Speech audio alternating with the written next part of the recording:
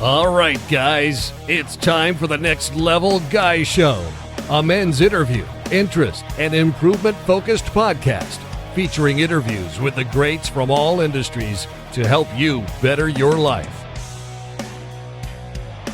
Each week, a new episode features an interview with one of the greats, covering all aspects of their story, from life hacks to tips and protocols that have allowed them to live life on the next level. We then highlight concrete action steps that you can use to improve your life. And now, your host, Ian Dawson McKay.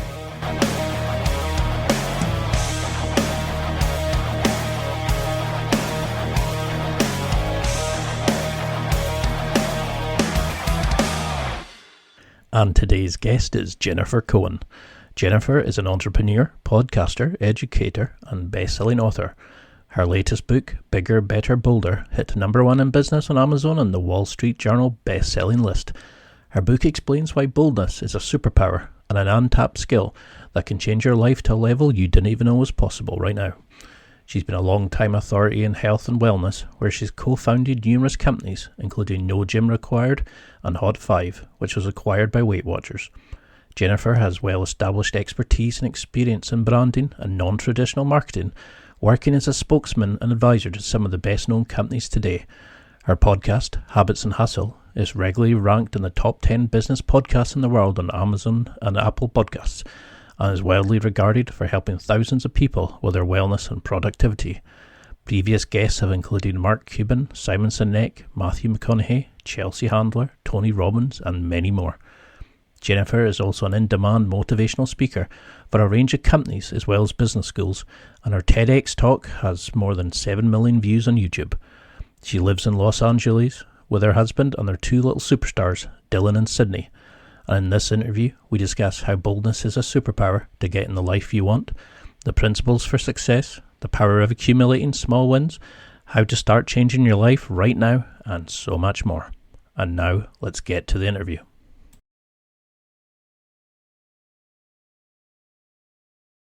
Well, thank you so much for coming on. Now, if you had 30 seconds between a lift floor to introduce yourself, what would you say to somebody if you had to explain who you were and why you're so well known? I wouldn't say I was so well known. I would say that if I had to introduce myself, that's interesting. Like, I always get very flustered with this whole idea of having an elevator pitch. Because if you need to kind of explain who you are in, let's say, 10 seconds or less, or people don't know, you lose people's attention. That's my biggest thing, because I've zigzagged my whole life and I really don't have one thing that I consider myself. So, but just to kind of answer your question, I would say now I'm somebody who attempts to teach people to do things tomorrow that they don't have the courage to do today. I love it. Now, you've recently brought out your brand new book. Yes. I started reading it and I love the way that you write like Brian Tracy, a lot of like short snippet, paragraphs, very thought-provoking questions. You really make people think, well, why not me? Why not? Can I do these sorts of things? Why did you pick boldness, though? Because you mentioned in the book about how you met a certain Mr. Reeves, and that was your sort of awakening to boldness. Do you think that was the moment you thought boldness was a superpower?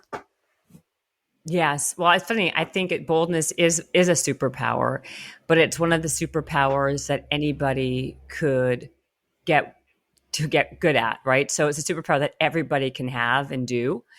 And why I picked boldness is because I believe that boldness is the secret sauce to success. Boldness is way more important than how intelligent you are or how much experience you have. It's really about just having the courage, I guess, and the bravery for 10 seconds to do that thing, or to do what you like, to say something, to ask for something, to move the needle a little bit. And in my experiences, my own life, people I've spoken to in my podcast and everything else, the through line that I feel that people have for true success is being bold, not overthinking, just acting, and, we kind of get in our own way a lot of times. And if we can kind of figure out a way to not do those things and kind of act in boldness, the world opens up to us in so many ways. Because you do mention in the book about how a lot of people are stuck on their own, their own life, but it's been set by somebody else, parents, by culture, by just societal demands. So Yes. how do you find people get their own independence? Because you actually mentioned in there about it.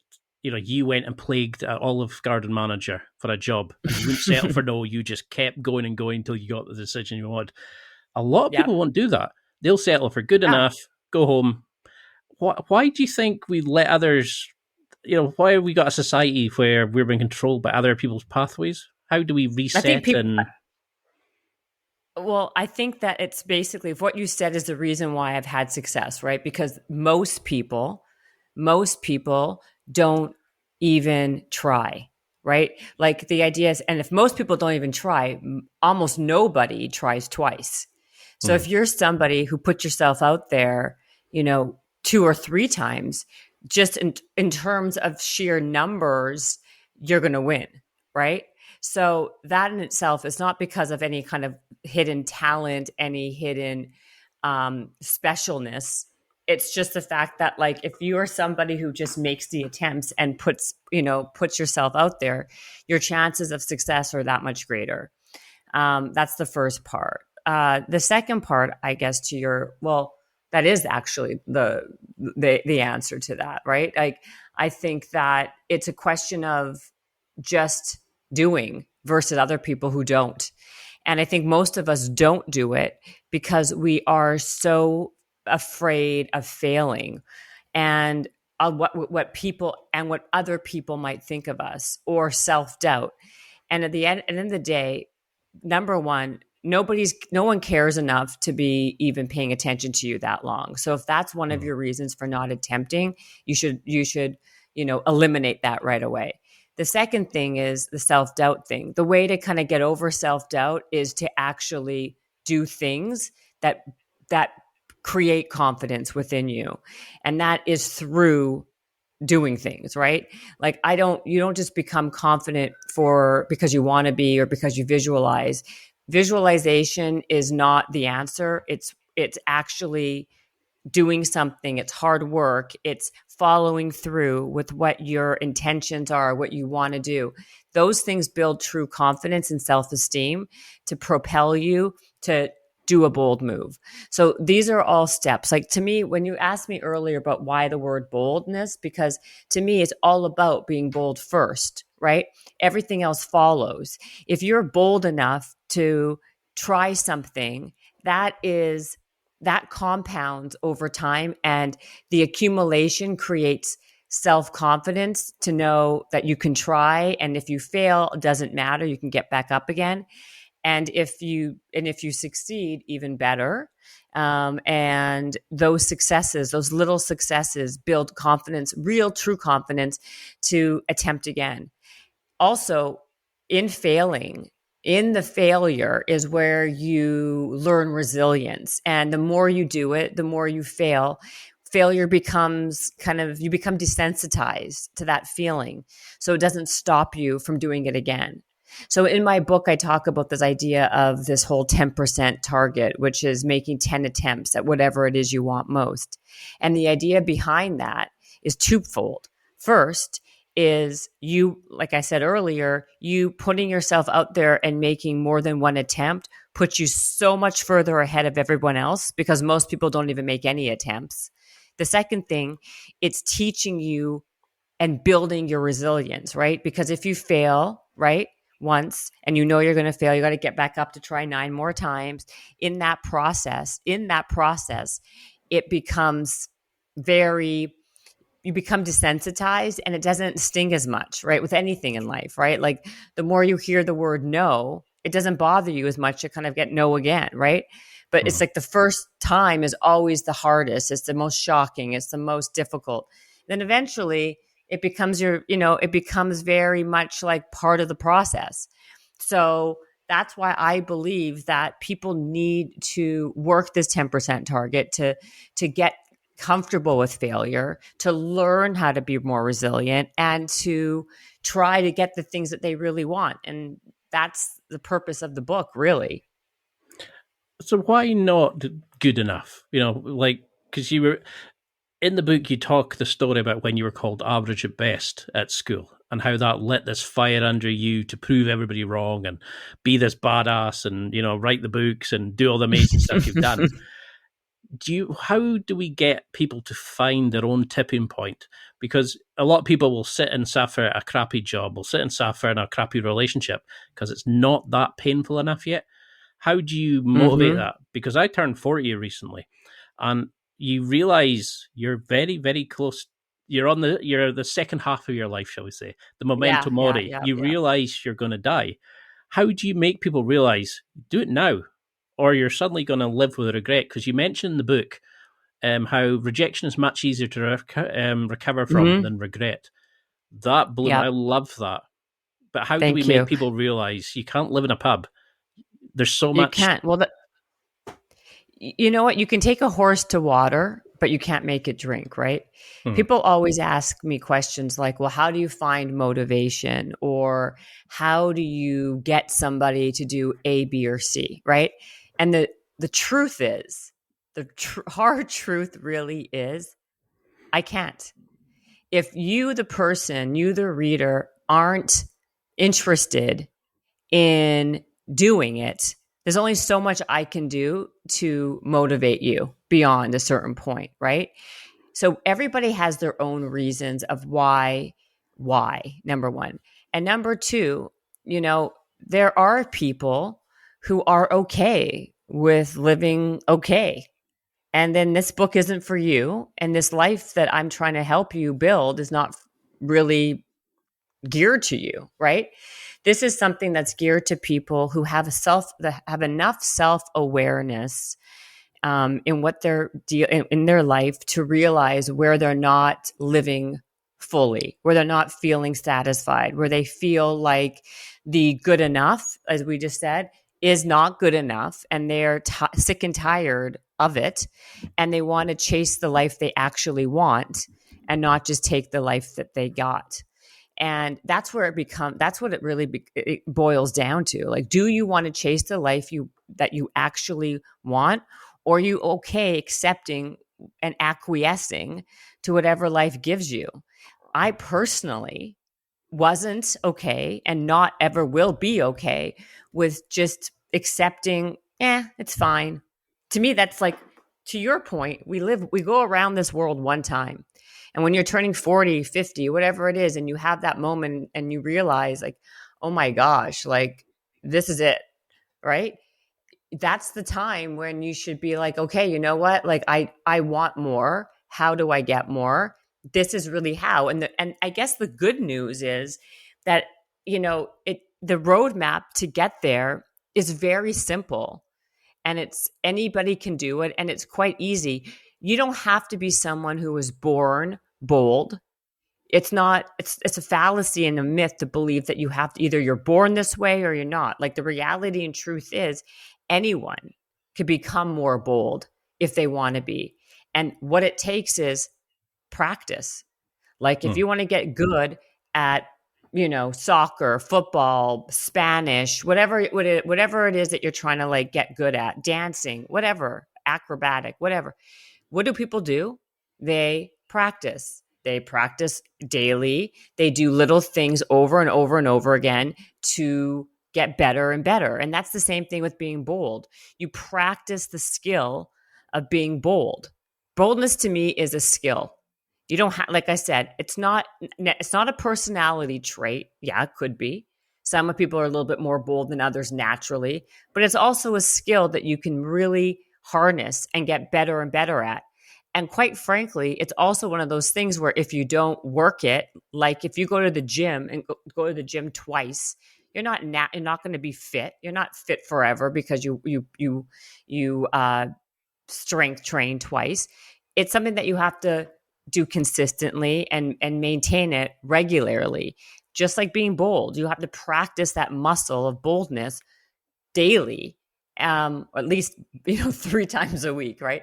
You have to like practice it to get better at it and to strengthen it. And like I said, it's a muscle like anything else. You get better with doing these little things. And if you So, can't feel, if you're not, I was going to say, if you're not comfortable asking for the small things in life, then there's no way you're going to get comfortable asking for the big things in life.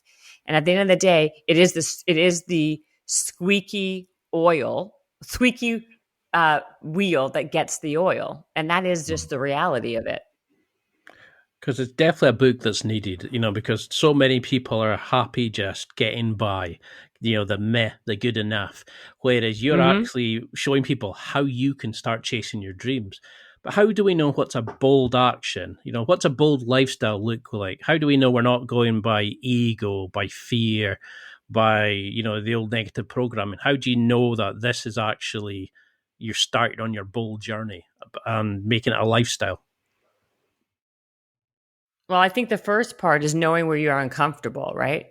Wherever you're uncomfortable asking for something, that's where you should start, right?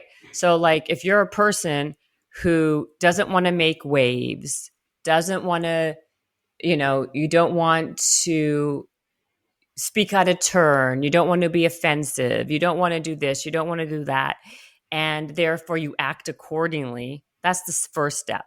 Like, I go out to, I say this in my TED talk and I get teased about it to this day, right? But like, when I go out to eat for dinner, when I go for a dinner, and like, I use the menu as like a place where I see all the different ingredients that people have on the menu, like all the different ingredients the restaurant has. And so, like, I'll say, can I please get this instead of that? Can I substitute that? Can I get the dressing on the side? And sometimes, and if you're polite and nice, anyone will do anything if you're nice and polite, right? But a lot of my friends would be mortified, but yet then I get the meal that I want and they get the meal that they don't want. And then they wish they would have done what I did so then they can be happy, right? So that's the first step. It's like, you know what? Like, start small. Start like asking for the salad dressing on the side or extra whatever it is on your meal or whatever. Like, use the restaurant and the menu as a beginning point, right? Because like I said, if these are things that make you naturally uncomfortable, start standing up for yourself in small little ways, right? Like, maybe call the cell service provider and see if there's a better plan for your cell phone to save money. You can go to the local coffee shops and ask if there's any local discounts for people who live in the neighborhood. Like, people don't know what they don't know. And if you don't ask, you don't get. So if anything, just start asking for these little things that would otherwise would make you uncomfortable or you would shy away from. And that builds your bold. And then once you see a return on that investment, like, oh, actually, look at that. They have a 10% discount, or like, look at that. I did get the salad dressing on the side and they did substitute that. Like, once you see that your ask actually comes to fruition, it kind of like gives you a little bit more like oomph to ask again. But how then do we take these actions from ad hoc actions to creating a bold lifestyle? Because I used to always say to people, if you're dealing with social anxiety, speak to the cashier. How's your day? You don't need anything else, but there's your money. But build up and build up. Speak to everybody. Use it as an opportunity to be social. But in like Principle 6, you talk about how limbic friction occurs, how people are, your old programming wants to take back over, keep you in the comfort zone. How do we stop ourselves not getting pulled back? How do we start this? Is it just compounding the small wins, just pushing and pushing them, like you're saying, asking for the dressing to be removed, asking the cashier for something you don't need, but just a chance to be a bit more bold? Or how do we turn these from ad hoc actions into a newer version of us, more confident, a bigger comfort zone? Well, I think what happens a lot of times is that how we actually change the neuroplasticity in our brains, right, is by doing something over and over and over again, right? And that's the only way to do it. So you're asking me about limbic friction. It's 100% true, right? Because we'll always naturally gravitate to where we naturally feel most comfortable. But guess what? The more you do this type of bold action and bold move, that becomes your new comfort zone. That becomes your new normal if you do it enough times, right? Like the only way to build a habit or a new routine or a new ritual is to be doing it for enough time that it actually becomes it actually changes the way you act and your brain deals with it, right? So that's how I would say to do. You have to be able to do it enough. And that's why I say boldness is a muscle. It's not something that you do once or twice and then you're done for life. It's something that you have to consistently act upon over and over and over again. And that positive reinforcement comes from once you see the results of what you've put out there. Now listen, the truth is you're not going to get everything you want by asking for it. Absolutely not. Like don't misunderstand what I'm saying. I think a lot of times we don't get what we want. But us putting ourselves in those positions where we at least stand up for ourselves and ask for it gives us a sense of satisfaction and confidence that we actually are trying and we're working towards the life and doing the things that we need to kind of get the life that we want. Self-actualize is another way I like to put it. Like the reality is, when you mentioned this earlier, was I live by this principle of rejection versus regret. I would much rather be rejected in anything, give it a salad dressing, a date, a job, than not ever even attempting. The regret is way worse because rejection, it stings for a moment. Yeah, you're unhappy, you're upset, but it eventually subsides pretty quickly, right? And you forget about it. But regret lives with you forever, right? Regret, like you'll always think like, what if? What if I had tried that? What if I did do that? Like the what if, like they say that someone on their deathbed, the biggest regret that people have is that they didn't live their ideal self. They didn't live up to their potential. They didn't make an attempt to do and live the life that they actually wanted to. So I think about those moments all the time and think I'll go for anything. I don't care about if I get a no, a million no's, or if it doesn't work out. At least I know I can look at myself in the mirror and be like, you know what, Jennifer, at least you tried. At least you tried. Now there's never going to be that, like, what if I did zig when I should have zagged? Like, that's why when this idea of like, what would be my elevator pitch? I don't even know because I never pigeonholed myself or put myself in a box of this is who I am. This is what I do. And that's it. Like I'm always pushing an envelope or trying something that I have no business trying with no experience trying because the neuroplasticity in my brain has now become the idea of I don't want to regret not trying. Like some of my most biggest successes in life came from the things that I knew nothing about and I had no experience with, and with a bunch of no's piled on, right? And then one day, boom, all the dots connected to that being a success down the road. Because of all the people that said no to me, I met this one, I met that one. And then when it came my time to actually, have an opportunity, it came from those failures or non-opportunities, right? Because nothing ever is in vain, in my opinion, right? Like a lot of my contacts I've met have been because of things that didn't work out. but they came around later on in a way I never even expected, because I always led with curiosity and naivety. And so I always thought, well, why not me? That's a huge philosophy of mine. Like, if it can happen to that person, why can't it happen to me? So I'm going to make an attempt, and asking a ton of questions, like always being interested. Being interested to me has always been way more important than being interesting. I'm always super curious about what people are doing, what they're doing, how they're doing it, what this is, what is that, because that's where opportunities really flourish. That's where you learn about things that you otherwise would never know about.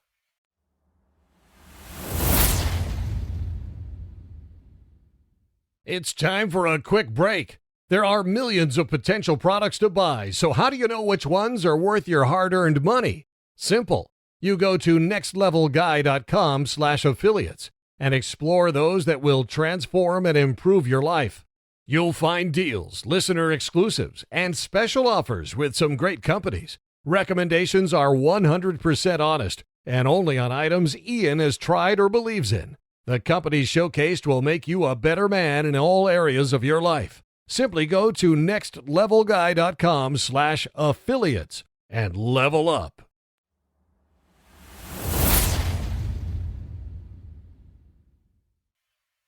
No, it's a fantastic answer, because I think that's the problem, is a lot of people are sitting just now going, yeah, I'll try to be more bold. I'll try to do this. I'll try to do that. But how do you, because normally I have a system. I want goal setting. I want data metrics that I'm going to review, all this kind of jazz. But in the book, you talk about almost it's better to be naive. Almost it's better to just go into it and just go for it rather than analysis paralysis. And thinking about it. How do you actually get people to get into it? How do we make it a lifelong journey, this self-venture, rather than, well, I'm going to do this, this, and this. I want to do this review. And, how do you make this sort of fluid thing where we're kind of seeing the change and growing and developing and looking back and going, fuck, I've gone so far. This is what I'm now going to do, and just keep like you were doing, how you just kept, I wonder what happens if I push this. What happens if I do that? What happens if I ask the festival to use their camera to record for my premiere video? It's all these amazing things you did.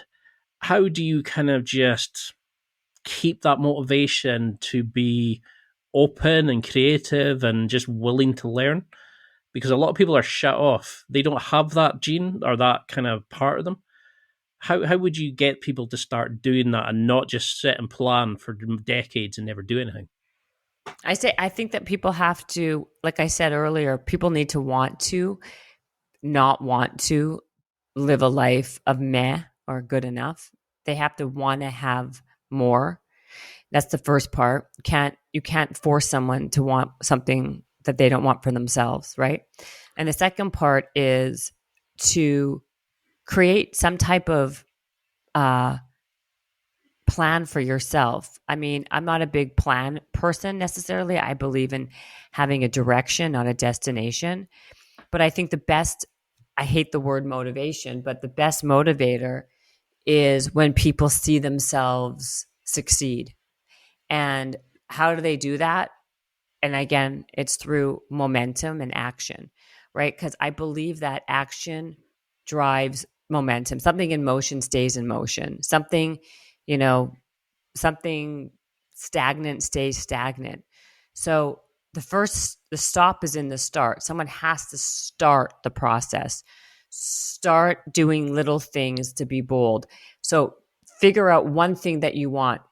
Pick one goal. I think that's the start. Pick one thing that you want and then make 10 attempts at whatever it is.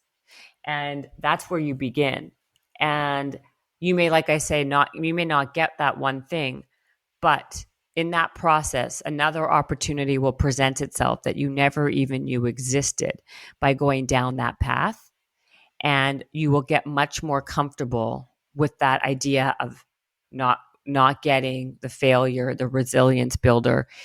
And I think we start with that thing. We start that one thing. And like I said, like, you don't need motivation, because motivation will happen naturally once you see you getting more towards a life that you actually wanted by doing the asks, by doing the bold moves, by being a different person, by becoming that. The only way you become something is to act as if, or to feel this idea and change the conversation in your head to a why not me mentality. Look at somebody who you admire and don't think, oh, lucky them. How did they do that? I mean, you got to think, you know what, good for them, but why not me? Most people in life, almost everybody, we're all the same. There's no one who's better or worse. There really isn't. I mean, I've talked to the best in the world on my podcast. I mean, literally everybody. And the truth is, the through line really is that nobody seems to be any better or any worse. The only difference is some people believed in themselves more than others and just went for it over and over and over again, regardless of what the circumstances were. Really, you know what I mean? It wasn't because they necessarily had more money or more better looks or smarter. It was that they actually just went for it and believed in themselves and thought to themselves, well, why not me? Like, what's the worst that can happen? Like, it's the conversation in our brains that stop us from really living the life we really want, right? And it's not affirmations that get us from point A to point B. Telling yourself, I'm great, I'm amazing, blah, blah, blah. That's just nonsense, okay? The way to really get to like a place of confidence is actually not just saying those things, but having this idea of why not me and going and doing it, doing the thing, attempting the thing, trying for the thing. Like, it's actually like energy expenditure that gets you there, not just visualizing and dreaming. Dreams stay dreams unless there's action involved. Because that's what I definitely did love in the book, was how all the challenges were short, sharp, snappy. It wasn't like spend 6 months doing this. It was like, what was if you did this? This would open up this. And what if you did this? And, it was filled with so many great things. But you had this really important section on, getting rid of baggage and taking your luggage, about removing all the old programming. And I thought that was beautifully written, because too many people, jealousy, comparison. I wanted to be like them, but I'll spend a year looking at what they did rather than just try to be it. How do you start analyzing your life to remove these kind of bad habits, to get rid of the crabs in the bucket friends who try to pull you back into the comfort zone rather than letting you go out? How do we find our bolder directors? All these different things. How do we kind of start shaping that life? Well, it's a good point, is because the truth of the matter is the bold of directors is a very important piece of this. Bold of directors, and what you're referring to for people who are listening, is the idea I write about, is that you have to create a bold of directors, people around you that want to see you succeed, or who are like-minded like you, who have the same goals of their life. They don't have to be the same goals as you, like specific, but who have the same mindset, growth mindset that you have, who want to see you win. Are you familiar with a saying called Schadenfreude? Yes, but it's not working in my head now. So is that the misery of others? Yes. So Schadenfreude is basically the theory that people enjoy seeing the misery in other people. And quite frankly, I've done a lot of research on this, is, that's actually very common. And it's not even necessarily because people are mean-natured by nature. It's because people project, if people want to be around other people who don't make them feel bad about their lives or themselves. So if you're having a bad situation happen to you, psychologically, it makes the other person feel better about themselves, right? So a lot of people, that's what they say, like, misery enjoys company, right? So this idea is to be around people who lift you up, who encourage you, who are, like I said, like-minded, who want to see you win, and you help each other get to where you need to be. And a lot of times people are telling other people about their big dream, telling small-minded people about their big dreams in life, which is a big mistake, because they will shoot you down because they can't see that for themselves. So they don't want you to pursue that. And it's subconscious a lot of times. So be careful of who you tell your dreams to. Be careful of who you surround yourself with, because these are the people that are going to either lift you or bring you down. We are a sum of the 5 people we are around the most. So when I talk about this bold of directors, it's about making sure, trying to find a group of people that help encourage and build you to get the courage, to get the confidence, or to attempt, or who help you with their contacts or whatever it is to be the person, self-actualize. That's what it's about. So And you do this, I mean, I was going to say, like, say we had 6 weeks just now, and somebody listening was thinking, right, she's motivated me, I'm going to get a copy of the book, I'm going to go out there and smash this world. How do we start using the book then? Do we use these prompts as ways to look at life? Do we stop and kind of analyze a chapter and then try to improve that in our work? Then look at a relationship next. How do we start implementing this in our life? Because I'd love to get you back on and really go into the research and like focus on the education side of things as well. But I know we're tight for time, but how would you want somebody to use the book to become bold? What would you want to see them doing in a month or 6 weeks? Or, like say if they came back to you on the podcast and said, your book changed my life. What sort of things, habits, skills, just strategies would you want them to be using going forward using the book? Well, the book has a workbook at the end of it that people can use to help build their bold muscle. So they should follow the workbook. That's the first part. But I would think that every principle does a couple things. Every principle reframes an idea that how someone should think and act in their life to become more bold. And then we give them a couple of exercises that they can attempt to be that way. And the idea behind that is this is like a really good boost and, push in the bold direction, right? And that's the idea. I want them to use the book as a reference and as a workbook of how to be and how to get there and how to become more bold. And it's not something that happens definitely overnight, but you can definitely become bolder like in an hour by reading my book, right? Hopefully it will inspire you to think differently, to think and have different conversations and in your brain, like having these philosophies, like, you know what? Yeah, she's not wrong. Like, why not me? Like I'm no different than Joe.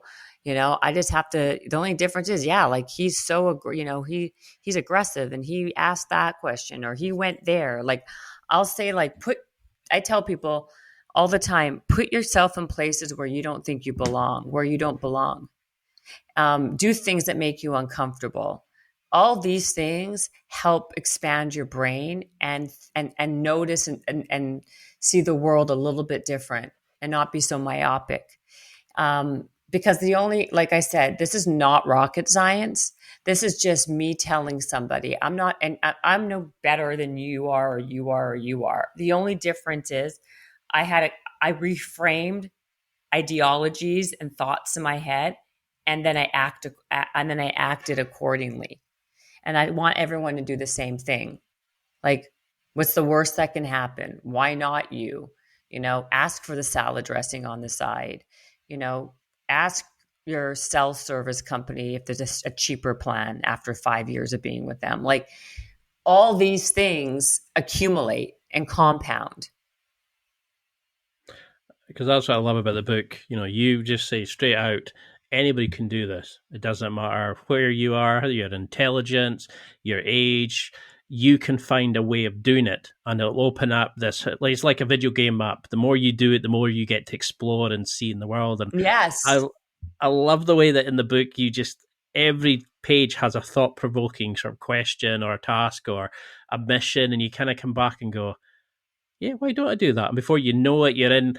It's I think you call it bundling your bold by pulling it all together. And Bundling your bold. Yeah. I love that you read the book.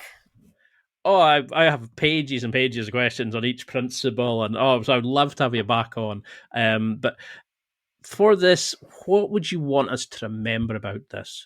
How would you want us to think of being bold, of having that bold lifestyle, what it can achieve? Because too many people are, nah, yeah, good enough. And now you're maybe getting people getting a bit more motivated to change. What would you want them to take from this going forward? I want them to take that, like, the idea is like, imagine living a life that you actually want to live versus living the life that you were given and acquiescing to what was available.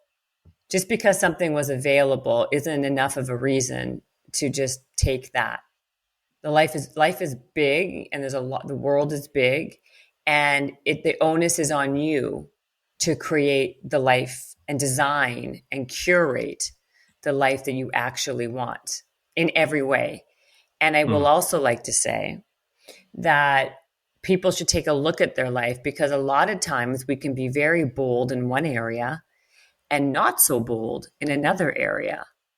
And a great place to start is to kind of take that assessment of where you're not being bold and start in that area. A lot of people could be super professionally super bold, but personally not that bold, and just date whoever asks them out, or just accepts, not having a relationship that's pretty not serving them, but they don't want to stand up for it. They think that they convince themselves that this is, the best that they can have, or that, people justify a lot. A lot of times it's not just in the professional, it can be in the personal. So pick an area and then work on being more bold in that specific area. And then, you know what I mean? Versus an overhaul of everything. And in the book, you do mention I think it's your friend Grant who became more bold when he was in a relationship. Tamar, Jennifer Hudson, I think, is another great example. Who else do you think are good examples of being bold? Because I look at like Henry Cavill, who is leaving a franchise that he built, multi-million-pound franchise, because he doesn't like the way the show's not using the source material. Now he's going from different, like Superman off to The Witcher. Now he's potentially going to be James Bond, and he just seems to roll with it, but living life on his terms. The same like with Tom Hardy, for example. Who do you see as being great examples of living the bold lifestyle? Yeah, I mean, I think everybody in the book that I mentioned are people that I think. And then the truth of the matter is, there are a lot of people that you just don't know. I can name them to you, but you won't know who they are. I can say Terry Smith, but she doesn't mean anything to you. So I think that the truth is, a lot of people I know who are living very boldly aren't famous or well known. And they are people that I look to, who I think are really inspirational, who, like I wrote about Tamar in the book, right? Like, she really inspires me, the way she, her perspective on life and all the struggles and trials that she's gone through. And yet she made a decision that she was going to live a life a certain way and be bold in that way. So I think that it's all very subjective. And I think that it doesn't even matter what other people are doing. It matters how you feel about yourself and what you're doing. Where you are falling short and where you could show up better for yourself. And it's about taking that ownership and doing something about it. Love it. I think we're just touching the surface and all this. So we've got to do a round 2 in the future. But how can people follow this? How can we get a copy of the book? How can we, follow you on social media, your website? Because you're killing life. You're doing all these amazing things. How do we follow this journey you're on? You're so sweet. Well, they can buy the book, I think, on Amazon or Barnes. I don't know if you have Barnes and Noble there, but Amazon UK should have it. Do they? I'm sure. Yeah. They can listen to my podcast, Habits and Hustle. They could subscribe to my newsletter, which is free. Go to jennifercohen.com and get little bold. You can get little bold snippets of how to be more bold weekly with the newsletter. They can follow me on Instagram. I mean, all the things, you know what I mean? All the things.